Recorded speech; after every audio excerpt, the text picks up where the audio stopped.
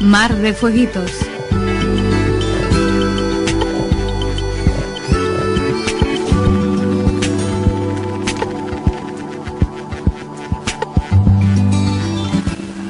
Vamos a hablar en los próximos minutos de ese juicio que tuvo lugar la semana pasada aquí en Bilbao contra 5 activistas antimilitaristas del MOC, del grupo antimilitarista de Bilbao. Tenemos con nosotros a 2 de las personas que fueron juzgadas hace unos días aquí en Bilbao, a Miquel de Luis y Alberto Estefanía. Muy buenas a los dos. Muy buenas. Un saludo. Hola, buenas.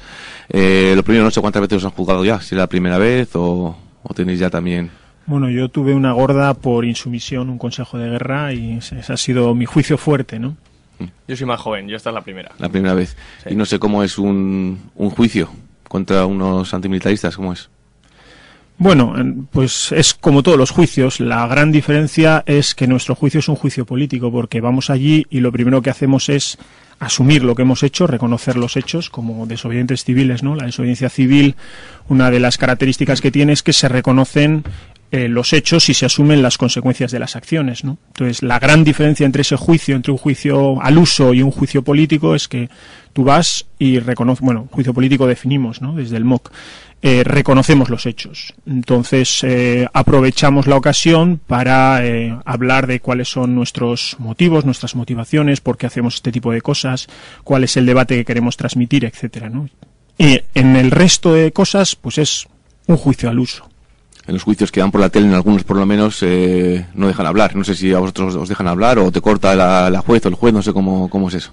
En este caso sí que nos dejaron. La jueza iba preguntándonos a cada uno si teníamos algo que decir y nos fuimos levantando y cada uno fuimos hablando de un tema. Algunos hablamos de la objeción fiscal al gasto militar, que es una campaña que realizamos.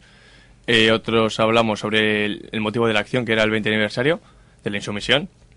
Luego también se habló de cómo podemos destinar los recursos del ejército, las infraestructuras, a algo pues, social, podría utilizarse de 1000 maneras. Y luego también intentamos dejarle ver a la jueza que la paz era el único camino a seguir como medio político. Y bueno, intentando que pensase que recapacitase, que pensase un poco sobre cómo ella también tenía un papel y que podía colaborar de cierta manera, ¿no? Haciendo reflexionar a todos los que estamos allí.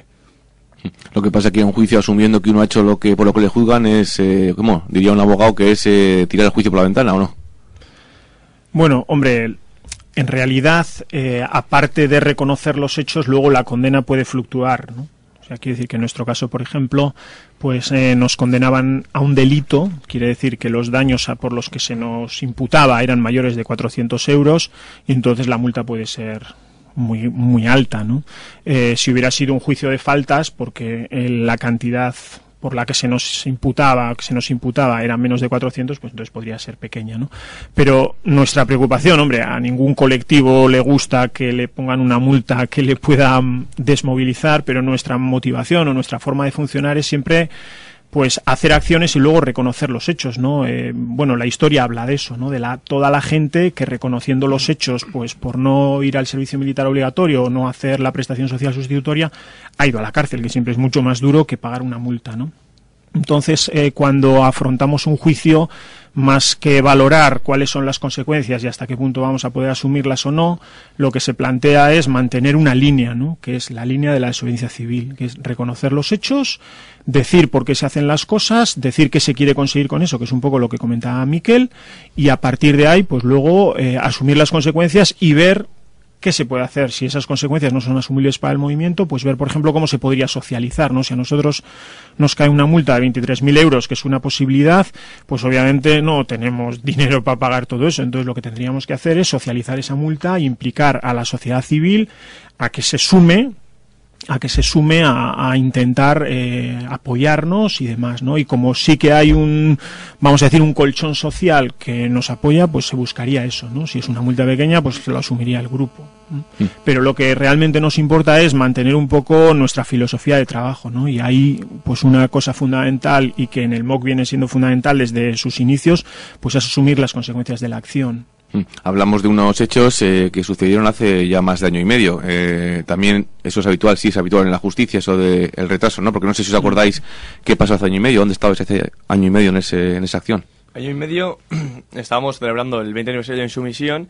Íbamos 5 personas antimilitaristas, en este caso, con monos amarillos y un casco, y íbamos preparados para construir un mundo mejor, ¿no? En este caso lo que hicimos fue irnos al gobierno militar con unos mazos y picos y empezamos a golpearlo. Y bueno, llegó un momento en que tocó la hora de la merienda y sacamos un bocata y comenzamos a almorzar, vaya. Y luego ya vino la policía y pues nos identificaron, nos quitaron nuestros materiales de trabajo y hasta hoy, más o menos. Y todo gritando, bueno, con una pancarta al lado que decía bajo los muros de los cuarteles, que era un poco lo que intentábamos transmitir. Y no sé si tirasteis el muro o qué, o por qué son esos 23.000 euros. No, bueno, en realidad hicimos unos agujeros. Nuestro deseo hubiera sido tirar el muro, pero la verdad es que era complicado, ¿no? Pero al final lo que se pretende con una acción de estas, hombre, si se puede tirar el muro y no hubiera aparecido la policía, pues allí hubiéramos seguido hasta reventar o hasta tirar el muro, porque un poco nuestro objetivo a largo plazo sería ir construyendo un mundo donde los ejércitos y las guerras no tengan cabida, ¿no? Entonces, dentro de esa filosofía o ese objetivo, pues lo ideal sería que no hubiera cuarteles, que no hubiera bases militares, etcétera, ¿no? Entonces, el hecho de tener un cuartel militar, el gobierno militar de Bilbao, en el centro de Bilbao, ¿no? Además, siendo un espacio que podría ser utilizado para tantas cosas y estando el vecindario en contra de que esté ahí eso y estando los ejércitos como están, ¿no? En el caso español, que están reduciendo las tropas, y etcétera, etcétera, pues es que, bueno, nunca ha tenido ningún sentido que haya un cuartel, pero en el caso del gobierno militar de Bilbao, pues menos que nunca, ¿no? Entonces nos pareció que una acción muy bonita, que además ya se había hecho en ocasiones anteriores, ¿no? Para celebrar el 20 aniversario de la insumisión, pues era ir allí con mazos e intentar derribar el muro, ¿no? Luego la realidad dice que aunque estés allí un cuarto de hora golpeando, pues el muro, pues haces unos agujeros muy pequeños, ¿no? Y otra cosa es, pues bueno, pues que luego el ejército, en este caso, pues los militares en Bilbao, que están ya un poco hartos de tantas acciones que hemos hecho en el gobierno militar, pues tratan de, se ensañan un poco y nos piden una cantidad que es totalmente desorbitada por la acción, ¿no? Porque en realidad, pues como decía, pues hicimos ahí 4 o 5 pequeños agujeros que no iban a ningún lado. Pero desde el MOC lo que realmente nos parece importante es lo simbólico de la acción, ¿no? El decir, mira, hay gente que no le importa ir y ponerse a picar delante de un muro porque no quiere que haya muros militares en una ciudad, ¿no? Y eso es lo que nos parece importante, más allá de cuánto se ha tirado del muro o de las consecuencias que pueda tener. Hablabas del ejército que está en ese gobierno militar de Bilbao y de esas acciones que bueno que regularmente hacéis allí, además desde hace muchos años. No sé cómo os miran ya o si ya, bueno, ya os conocen hasta por los nombres, seguro, ¿o no? Bueno, sobre todo alguna vez la policía más, incluso cuando siempre vamos allí parece que siempre viene la misma policía y dice, la próxima vez no vamos a ser tan simpáticos, ¿no? Alguna vez nos han dicho cosas así. Así es. Y ellos cuando hacemos las acciones de primera se tapan la cara, pues será su forma de actuar, ¿no? Taparse la cara, al contrario que nosotros. Y bueno, pues se ponen todos preparados con las armas, bueno, y al final ellos saben de sobra que somos pacíficos. O sea, pero yo creo que sí nos conocerán un poco. Se meten en nuestra página web, que es antimilitaristas.org, pues sí, nos dejan mensajes. Sí, igual más que conocer en concreto mi cara o la cara de una compañera, yo creo que lo que sí que saben es que cuando llegan los antimilitaristas allí, pues disfrazados con nuestras ropas amarillas, nuestros cascos, lo que sea, depende de la acción, pues ya saben que lo que va a ocurrir, ¿no? Pero sí que es verdad, pues un poco haciendo historia, ¿no? Que en las primeras acciones solía haber mucha más violencia, mucha más represión, porque, bueno, pues no se sabía un poco lo que iba a ocurrir.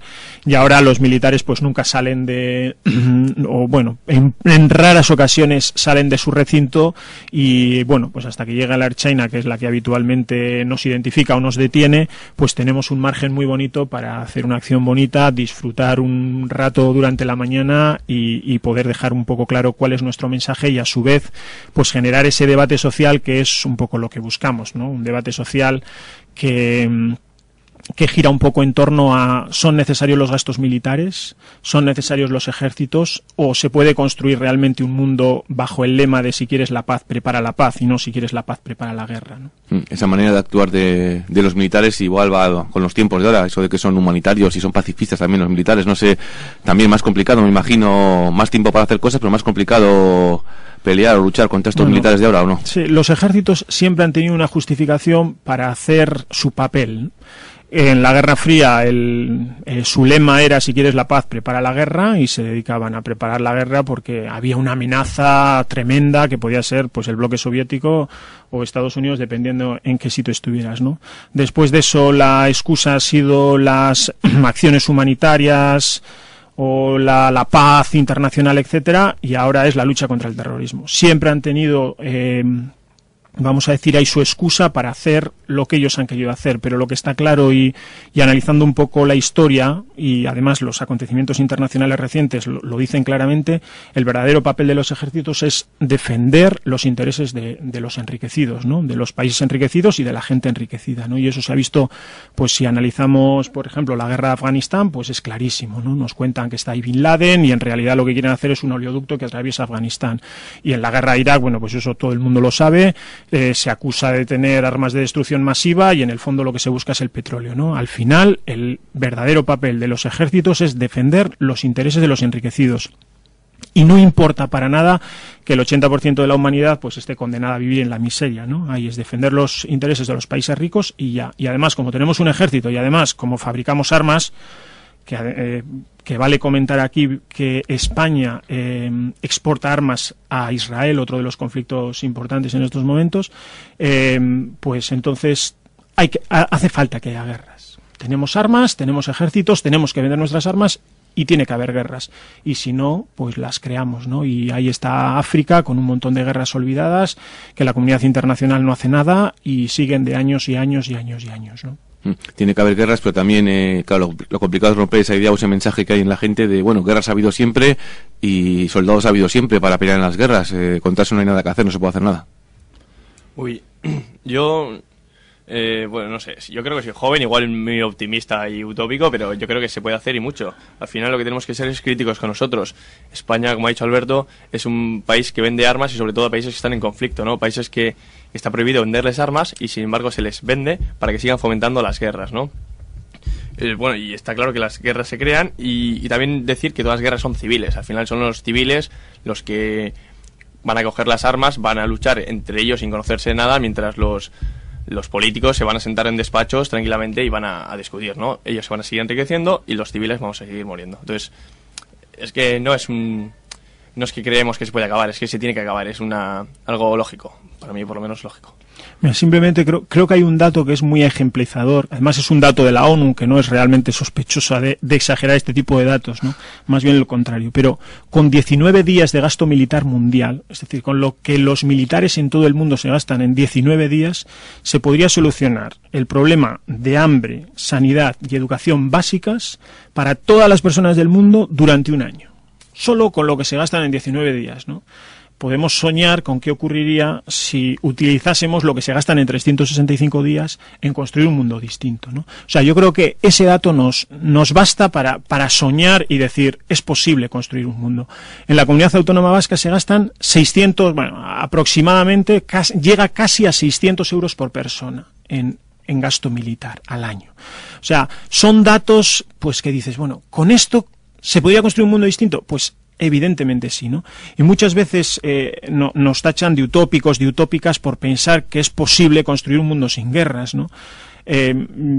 Pero yo creo que más bien quienes son utópicos son los que creen que gastando tanto dinero para preparar la guerra es posible construir un mundo sin guerras, ¿no? La única posibilidad para construir un mundo en paz es realmente dejar de gastar dinero en armas y destinar eso a construir la paz y no destinar tanto dinero a armas y pensar que así va a llegar a un mundo en paz, ¿no? Esa es la única posibilidad. Puede ser más a largo plazo, más a corto plazo, pero desde luego el otro camino, gastarse tanto dinero en armamento, pues es inviable para conseguir un mundo como el que pues toda la sociedad